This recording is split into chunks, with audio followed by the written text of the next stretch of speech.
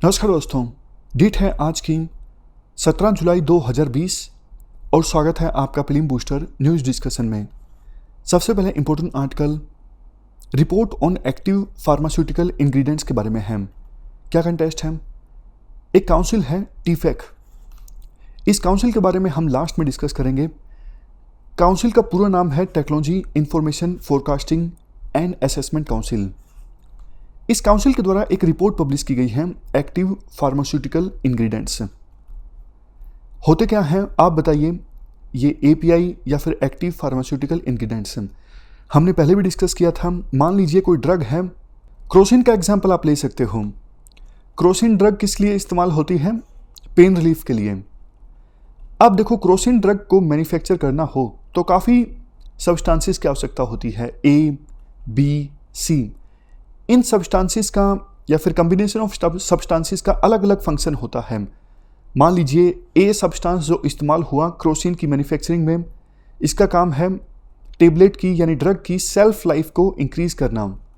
B substance का काम है काफ़ी सारे जो सब्सटेंसेस यानी पाउडर ऐड किए गए हैं उनको मिलाना। सी का काम है वो फंक्शन परफॉर्म करना जिसके लिए क्रोसिन टेबलेट बनी है, मतलब pain relief.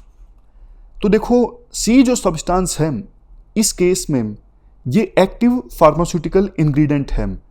Active pharmaceutical ingredients वो सब्सटेंस या फिर कॉम्बिनेशन ऑफ सब्सटेंस होते हैं जो वो फंक्शन परफॉर्म करते हैं जिसके लिए ड्रग बनी है। समझ गए? मतलब अगर सरदर्द को दूर करने के लिए कोई ड्रग है, उसमें बहुत सारे सब्सटेंस होंगे, लेकिन वो स्पेसिफिक या फिर पर्टिकुलर सब्सटेंस जो सरदर्द को ठीक करेगा उसे कहा जाता है एक्टिव फार्मास्यूटिकल इंग्रेडिएंट। अब देखो, वॉल्यूम के मामले में हमारे देश की फार्मास्यूटिकल इंडस्ट्री पूरे वर्ल्ड में थर्ड लार्जेस्ट है। क्या मतलब है वॉल्यूम्स के मामले में? मतलब संख्या के मामले में कितनी ड्रग्स हमारे देश में मैन्युफैक्चर होती हैं। लेकिन वैल्यू के मामले में 14th लार्जेस्ट है।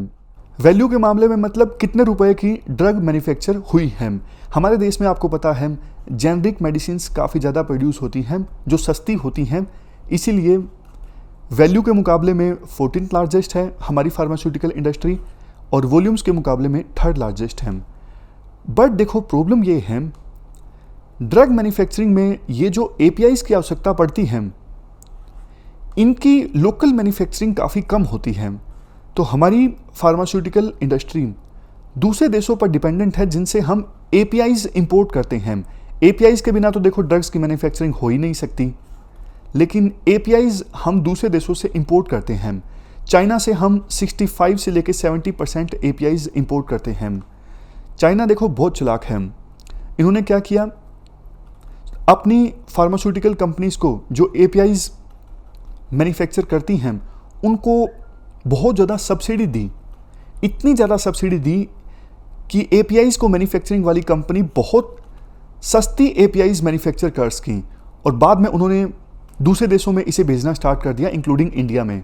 अब इंडिया में जो ड्रग मैन्युफैक्चरिंग कंपनी थी उनको लगा अरे चाइना से तो हम बहुत सस्ता एपीआईज इंपोर्ट कर पा रहे हैं, तो देश में इसे मैन्युफैक्चर करने का क्या फ़ायदा।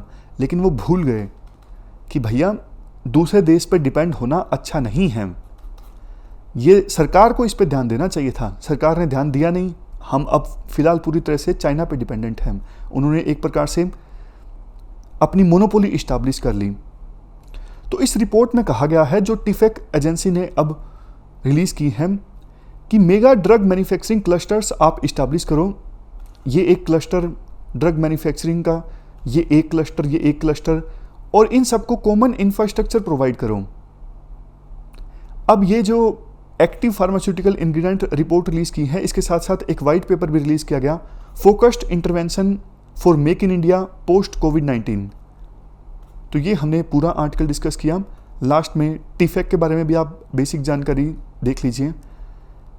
इसको इस्टेब्लिश किया गया था 1988 में। ये एक रजिस्टर्ड सोसाइटी है, ऑटोनोमस बॉडी है। कौन से डिपार्टमेंट के अंदर आती है? Department of science and technology. काम क्या है? हमारे देश में state of the art of technology को एसेस करना, इसके अलावा सोशियो इकोनॉमिक सेक्टर्स में जो फ्यूचर टेक्नोलॉजी डेवलपमेंट है इसको लेके डायरेक्शंस देना।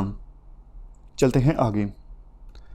Next article Melghat tiger reserve के बारे में है। क्या कंटेस्ट है?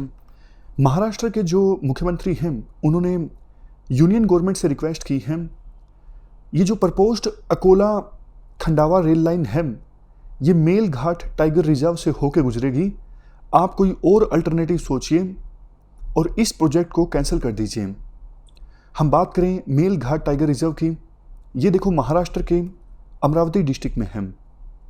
सेंट्रल इंडिया में जो सतपुड़ा हिल्स हैं, सतपुड़ा हिल्स की एक साउदर्न ब्रांच है गाविलगढ़ हिल। इसी गाविलगढ़ हिल के ऊपर है Melghat tiger reserve. Melghat tiger reserve की बाउंड्रीज बनाती हैं ताप्ती रिवर और गाविलगढ़ रिज। और ज़्यादा इंफॉर्मेशन डिस्कस करें, देखो जब प्रोजेक्ट टाइगर स्टार्ट हुआ था 1973-74 में, उस समय शुरुआत में 9 टाइगर रिजर्व्स इस्टेब्लिश किए गए थे और उन्हीं में से एक था मेलघाट टाइगर रिजर्व। ये महाराष्ट्र का पहला टाइगर रिजर्व है। कौन से प्रोमिनेंट एनिमल्स यहाँ पर मिलते हैं? स्लोथ बियर, इंडियन गोर, सांबर डियर, लियोपर्ड, नीलगाइज। और देखो फॉरेस्ट ओलेट, पहले इसे एक्सटिंक्ट डिक्लेयर किया जा चुका था, लेकिन अब इसे फिर से इंडेंजर्ड कैटेगरी में आते हैं। आप देख सकते हो स्क्रीन पर आयुष्मान की रेड लिस्ट में अब फॉरेस्ट ओलेट इंडेंजर्ड कैटेगरी में आते हैं। फ्लोरा की बात करें, यहाँ पे जो फॉरेस्ट मिलते हैं इनका नेचर डेसिडस है, मतलब साल के किसी न किसी सीजन में ये अपनी पत्तियाँ गिरा देते हैं और बाद में फिर से पेड़ों पर पत्तियाँ आ जाती हैं। तो फॉरेस्ट का नेचर है ड्राई डेसिडस और मोस्ट प्रोमिनेंट ट्री यहाँ पर मिलता है टीक। वैसे इस रिजर्व में कोरकू ट्राइब के लोग भी रहते हैं जो कि कल्चरल डाइवर्सिटी की डायमेंशन भी ऐड करते हैं।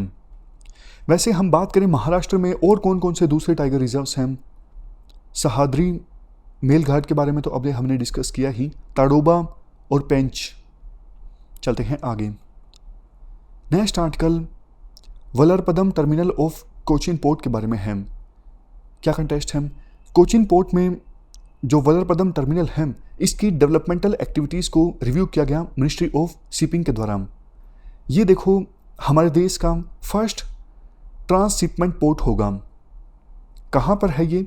कोची पोर्ट देखो केरला में है और इसी का पार्ट है ये वलरपदम टर्मिनल। ये वलरपदम आइलैंड में लोकेटेड है।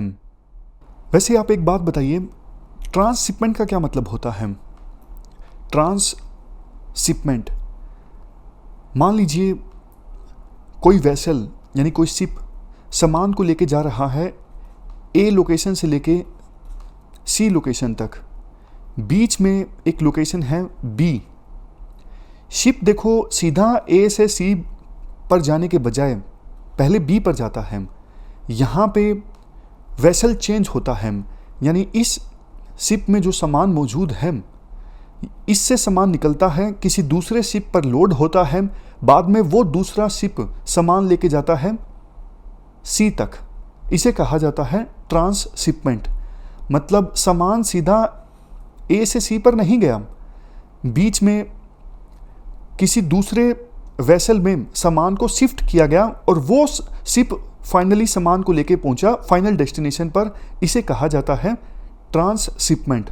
तो ये जो देश का पहला ट्रांसशिपमेंट पोर्ट होगा, यहाँ पर क्रेन लगी होंगी, बड़ी बड़ी क्रेन का काम करेंगी, पहले वाले शिप से सामान उतारेंगी और फिर वही क्रेन नए शिप में सामान लोड करेंगी और वो दूसरे वाला शिप फाइनल डेस्टिनेशन पर सामान लेके जाएगा। ये प्रपोज्ड टर्मिनल देखो साउथ एशिया का एक लीडिंग ट्रांसशिपमेंट हब होगा। और अभी हमारी जो डिपेंडेंस है दूसरे देशों के पोर्ट्स के ऊपर, जैसे श्रीलंका में कोलंबो पोर्ट, दुबई में जेबल अली और मलेशिया में पोर्ट कलंग, इनके ऊपर हमारी डिपेंडेंस है कंटेनर कार्गो को सेंड करने के लिए और रिसीव करने के लिए। ये डिपेंडेंस हमारी कम होगी, हमारा टाइम बचत होगा और हमारे जो एक्सपोर्टर्स या फिर इंपोर्टर्स हैं उनको कम कॉस्ट चुकानी पड़ेगी। तो ये हमने आर्टिकल डिस्कस किया वलरपदम टर्मिनल ऑफ कोचिन पोर्ट के बारे में। चलते हैं आगे। Next article first indigenous vaccine for infant pneumonia के अप्रूवल से संबंधित है। क्या कंटेस्ट है? Drug controller general of India ने फर्स्ट फुली इंडिजिनसली मतलब पहली स्वदेशी कंजुगेट वैक्सीन फॉर न्यूमोनिया को अप्रूवल दिया है। अब देखो छोटी छोटी काफ़ी सारी टर्म्स हैं, पहले इनका मतलब जानते हैं ताकि ये आर्टिकल आपको अच्छे से समझ में आए। कंजुगेट वैक्सीन का क्या मतलब होता है? कंजुगेट वैक्सीन का मतलब होता है ऐसी वैक्सीन जो वीक एंटीजन को स्ट्रॉन्ग एंटीजन के साथ कंबाइन करती है ताकि हमारा immune system stronger response present कर सके वीक एंटीजन के अगेंस्ट। अब आपके माइंड में आया होगा ये एंटीजन क्या होता है? एंटीजन देखो एक ऐसा मॉलिक्यूल या फिर फॉरेन सब्सटेंस जो हमारी बॉडी के अंदर एंटर करता है और इससे इम्यून सिस्टम एक्टिवेट हो जाता है इस फॉरेन इन्वेडर का मुकाबला करने के लिए, इसे हराने के लिए। तो समझ गए आप एंटीजन का मतलब, और कंजुगेट वैक्सीन का मतलब भी आप समझ गए। ऐसी वैक्सीन जो वीक एंटीजन को स्ट्रॉन्ग एंटीजन के साथ कंबाइन करती है ताकि हमारा इम्यून सिस्टम वीक एंटीजन के सामने स्ट्रॉन्गर रिस्पॉन्स प्रेजेंट कर सके। तो ये जो वैक्सीन बनाई है कंजुगेट वैक्सीन, ये सीरम इंस्टीट्यूट ऑफ इंडिया जो कि पुणे में है, इस इंस्टीट्यूट ने बनाई है। न्यूमोनिया के बारे में बेसिक इन्फॉर्मेशन हम डिस्कस कर लेते हैं। न्यूमोनिया में क्या होता है? इन्फेक्शन हो जाता है एक या फिर दोनों लंग्स में। इन्फेक्शन की वजह से जो लंग्स में एयर सैक्स होते हैं वहाँ पर जलन होती है। एयर सैक्स जिन्हें एल्वियोली भी कहा जाता है। आप एक बार तस्वीर देख लीजिए, ये देखो ये एयर सैक्स हैं और इन्फेक्शन होने के बाद इस प्रकार की हालत हो जाती है, जलन होने लगती है और इसकी वजह से पस जमा हो जाता है। ये देखो फ्लूइड या फिर पस जमा हो जाता है, सांस लेने में काफ़ी परेशानी आती है पस जमा होने की वजह से। न्यूमोनिया देखो नंबर ऑफ इन्फेक्शियस एजेंट्स की वजह से हो सकता है, जैसे वायरसेस, बैक्टीरिया, फंगी। सिम्टम्स क्या हैं? बहुत तेज़ बुखार आता है, सर्दी लगती है और कफ वाली खांसी आती है। इसके अलावा फिजिकल वीकनेस असहज महसूस होता है निमोनिया में, मतलब फीलिंग ऑफ बीइंग अनवेल। छोटे छोटे सांस आते हैं और काफ़ी बार जल्दी जल्दी सांस आते हैं, पल्स तेज़ी से दौड़ने लगती है। ये सब सिम्टम्स हैं। ट्रांसमिशन कैसे होता है? देखो वो वायरसेस और बैक्टीरिया जो सामान्यतः बच्चे के नाक या फिर गले में मिलते हैं, ये लंग्स को इन्फेक्ट कर सकते हैं अगर इन्हें इनहेल कर लिया जाए। इसके अलावा ये वायरसेस और बैक्टीरिया स्प्रेड कर सकते हैं एयरबोर्न ड्रॉपलेट्स के थ्रू। जैसे इन्फेक्टेड पर्सन अगर छींकता है तो हवा में एयरबोर्न ड्रॉपलेट्स आ जाते हैं और उनसे भी दूसरे पर्सन को न्यूमोनिया हो सकता है। बैक्टीरिया और वायरस एंटर कर सकते हैं दूसरे पर्सन के बॉडी में। इसके अलावा देखो काफ़ी बार जन्म के बाद भी ब्लड के थ्रू ये वायरस और बैक्टीरिया स्प्रेड कर जाते हैं और न्यूमोनिया हो जाता है। ट्रीटमेंट की बात करें, न्यूमोनिया प्रिवेंटेबल भी है और ट्रीटेबल भी है, मतलब ट्रीट भी किया जा सकता है और न्यूमोनिया को प्रिवेंट भी किया जा सकता है। न्यूमोनिया के अगेंस्ट इनिशिएटिव्स की बात करें, integrated global action plan for pneumonia and diarrhoea, इसको लॉन्च किया गया था WHO एंड यूनिसेफ के द्वारा 2009 में। मतलब ये है न्यूमोनिया और डायरिया की वजह से बच्चों की जो डेथ होती हैं जिन्हें प्रिवेंट किया जा सकता था, ऐसी डेथ्स को अवॉइड करना, ख़त्म करना 2025 से पहले पहले। Social awareness and action to neutralise pneumonia successfully campaign, सांस कैंपेन, ये लॉन्च किया गया था हमारी यूनियन हेल्थ मिनिस्ट्री के द्वारा, ताकि लोगों को मोबिलाइज किया जा सके न्यूमोनिया से बच्चों को बचाने के लिए और हेल्थ पर्सनल और दूसरे स्टेक होल्डर्स को ट्रेन करने के लिए, ताकि इस डिजीज़ को कंट्रोल करने के लिए बिल्कुल प्रायोरिटी पे ट्रीटमेंट प्रोवाइड किया जाए। ये है सांस कैंपेन, social awareness and action to neutralise pneumonia successfully. चलते हैं आगे। Next article India energy modelling forum के बारे में है। इसे लॉन्च किया गया था 2 जुलाई 2020 को। इसको किसके द्वारा इस्टेब्लिश किया गया था? सस्टेनेबल ग्रोथ पिलर की मीटिंग में जॉइंट वर्किंग ग्रुप के द्वारा इसे इस्टेब्लिश किया गया था। अब क्वेश्चन ये उठता है, ये सस्टेनेबल ग्रोथ पिलर क्या है? देखो, India US strategic energy partnership, इसको देखिए, India US strategic energy partnership, ये को चेयर्ड है नीति आयोग और यूएस एड के द्वारा। नीति आयोग हमारी संस्था है और यूएस एड यूएसए की है, तो दोनों के द्वारा को चेयर्ड ये पार्टनरशिप है India US strategic energy partnership. इस पार्टनरशिप का एक बहुत इंपॉर्टेंट पिलर है सस्टेनेबल ग्रोथ पिलर। तो इस सस्टेनेबल ग्रोथ पिलर की मीटिंग हुई थी और इसी में जॉइंट वर्किंग ग्रुप के द्वारा ये India energy modelling forum establish किया गया। ये क्या देखेगा, ये पिलर देखो, energy data management, energy modelling, इसके अलावा कोलैबोरेशन होगा लो कार्बन टेक्नोलॉजीज़ को लेके। ये 3 मेन एक्टिविटीज़ हैं इस पिलर की। कंपोजिशन की बात करें, इसमें नॉलेज पार्टनर होंगे, डेटा एजेंसीज और कंसर्न्ड गवर्नमेंट मिनिस्ट्रीज़ भी होंगी। जैसे हमारे देश में न्यू एंड रिन्यूएबल एनर्जी वाली मिनिस्ट्री है, उनके रिप्रेजेंटेटिव होंगे। नीति आयोग शुरुआत में इस फोरम की एक्टिविटीज़ को कोऑर्डिनेट करेगा और गवर्निंग स्ट्रक्चर को फाइनलाइज करेगा। वैसे देखो, इंडिया का एनर्जी मॉडलिंग फोरम अभी इस्टेब्लिश हुआ है, लेकिन यूएसए में इस प्रकार का energy modelling forum already established है, बहुत पुराना है। 1976 में इस्टेब्लिश हुआ था स्टैनफोर्ड यूनिवर्सिटी में। काम क्या है? काम ये है एनर्जी मॉडलिंग एक्सपर्ट्स को कनेक्ट करना, इसके अलावा गवर्नमेंट के डिसीजन मेकर्स, इंडस्ट्री, यूनिवर्सिटीज़ और दूसरी रिसर्च ऑर्गेनाइजेशंस, इन सबको भी आपस में कनेक्ट करना। सिग्निफिकेंस क्या है? ये फोरम देखो एक अनबाइस्ड प्लेटफॉर्म प्रोवाइड करता है जहां पर एनर्जी और इन्वायरमेंट से संबंधित जो कंटेम्प्रेरी इश्यूज हैं उनको डिस्कस किया जा सकता है। तो ये थी हमारी आज की डिस्कशन। अब लास्ट में रिवाइज कर लेते हैं आज हमने क्या क्या डिस्कस किया। ये 5 स्टेटमेंट्स हैं, इनको आप ध्यान से देख लीजिए। इंडिया एनर्जी मॉडलिंग फोरम पढ़िए। ये क्या करेगा? एग्जामिन करेगा इंपॉर्टेंट एनर्जी और इन्वायरमेंट रिलेटेड इश्यूज़ को इंडिया में। Bureau of energy efficiency will initial coordinate the activities of this forum, गलत है। नीति आयोग शुरुआत में इस फोरम की एक्टिविटीज़ को कोऑर्डिनेट करेगा। इंडिया का फर्स्ट ट्रांसशिपमेंट हब डेवलप किया गया है, कहाँ पर? महाराष्ट्र में, गलत। केरला में।